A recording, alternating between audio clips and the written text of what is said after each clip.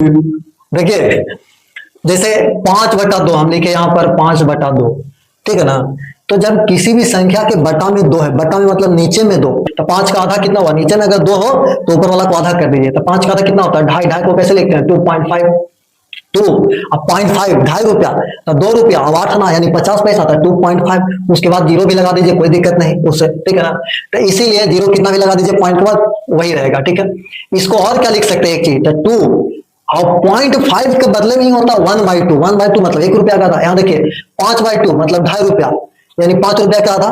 तो एक तो 1/2 ₹1 का आधा, ₹1, और उसका बटा में 2 है तो ₹1 का आधा हुआ ना। तो देखिए दो, दो ये एज इट इज 2 ले लिया, 0.5 के बदले में क्या लिख दिए, 1/2।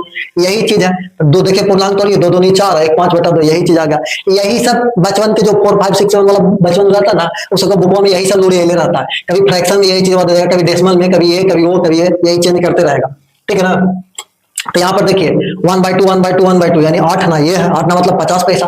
50 पैसा ये और 50 पैसा ये, कितना हुआ, 50 पैसा 50 पैसा ₹1, 50 पैसा यानी 8 ना 8 ना ₹1, 8 ना ₹1.5।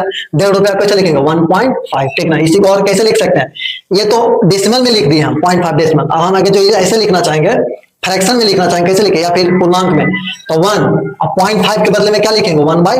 1 को 1 एज इट इज लिख दिया, 0.5 के बदले में 1/2। इसी को फ्रैक्शन में ₹1.5 को कैसे लिखेंगे, फ्रैक्शन में 3/2, ठीक ना, 3/2 यानी ₹3 का था, बटा में 2 है तो उसका आधा, ₹3 का था, ₹1.5 ना होता है, हो गया ना। देखिए यही चीज यहाँ पर लिखा हुआ है, 0.5 मतलब 8 ना, 0.5 मतलब 8 ना यानी 50 पैसा, फिर 50 पैसा, ₹1.5 ये भी हो गया, 1/5 1.5, यही चीज है, ठीक ना। उसके बाद देखिए 1/2 1/2 1/2 4 को है, तो 8 ना मिलके ₹1, ये क्या हो, ये दोनों मिलके क्या बना, ₹1, ₹1, ये दोनों मिलकर तो ₹2 हो गया। ₹1, एक यहाँ पर है तो 2 1 ₹3, कितना आंसर आ गया, 3। ये सब एलसीएम फेलसीएम सब कुछ नहीं लेना, ठीक ना, आंसर 3। फिर देखिए ये दोनों मिलके ₹1, 8 ना मिलके ₹1, ₹2 ये है, 2 1 कितना हो गया, ₹3, यहाँ भी क्या हुआ, ₹3। उसके बाद यहाँ पर देखिए 0.5 का मतलब यही है, 1/2 यानी अठन्नी है, ये भी अठन्नी है, ये भी अठन्नी है, ठीक है ना। 50 पैसा है तो 50 पैसा मिलकर क्या, अभी तुरंत यहाँ बताओ, 1/2 का मतलब 0.5, यहाँ भी बताएं, ठीक है ना। तो देखिए यहाँ भी 1/2 और 0.5 मिलकर ₹1 और ₹2 ये, तो 2 1 ₹3, ठीक ना। तो इस तरह से बेसिक को जब आप लोग बेसिक समझ लीजिएगा ना तो प्रॉब्लम नहीं होगा, ठीक है।